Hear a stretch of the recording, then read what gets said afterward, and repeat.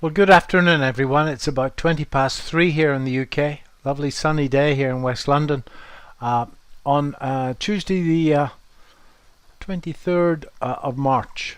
Okay, so the American market still only this 4 hour difference between us and the Eastern time. So the American market running for the guts of 2 hours. Lots of declines.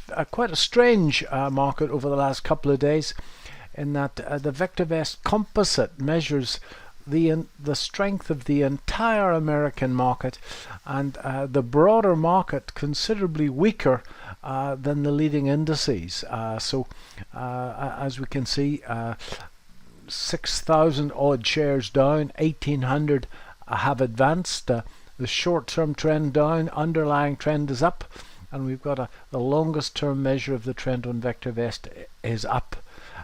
If I have a look at the S&P, we can see it had a very good day yesterday. Couldn't get below that 21-day moving average, and trying to push up now through yesterday's high. I'm not discounting another leg down, but I still remain quite optimistic here. 4,000 is an incredibly important number, and it will take quite a bit of energy to get through. I'm holding. Apps had a very good day yesterday. Off a bit today. Had a very good day yesterday, so I'm reasonably happy about that. And I'm holding the rest of the positions that I spoke about last Friday on this video. What I want to look at in more detail today is the gold market, and I'm looking here at the GDX. Which is an exchange-traded fund which follows US gold mining stocks.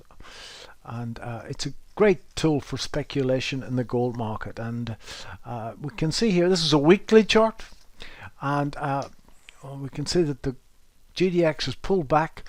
It's on a 50% retracement of the last range, and it's pulled back to these last two tops and has found support there.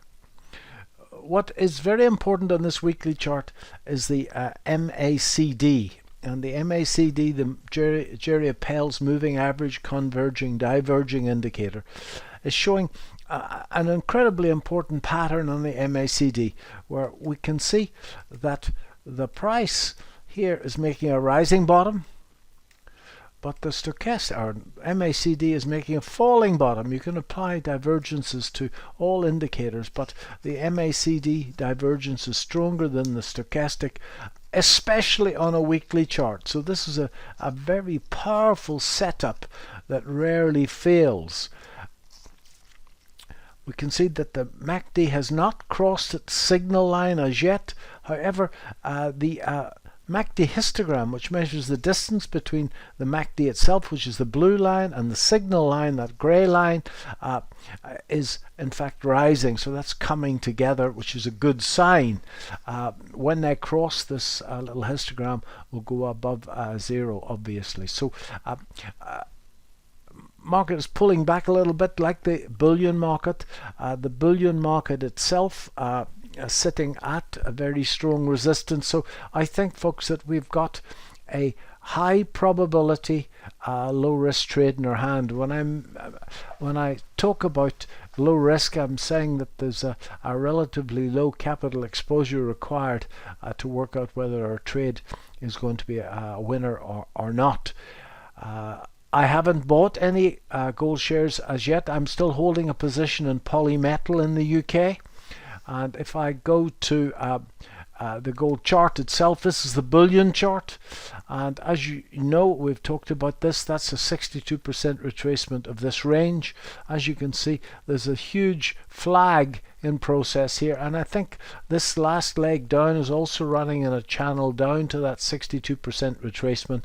I've drawn in a very simple trend line, and I think that if that trend line does break to the upside, then we can push quite a bit higher, even to this upper band of resistance. So if we blow this up, folks, this is a daily chart. You can see that we've in fact traded 3 inside days and I think that if we saw closes above the 1750 level, then that would mean that this trend line is out of the way, and but that's got the market's got quite a long bit of work to do to make that happen.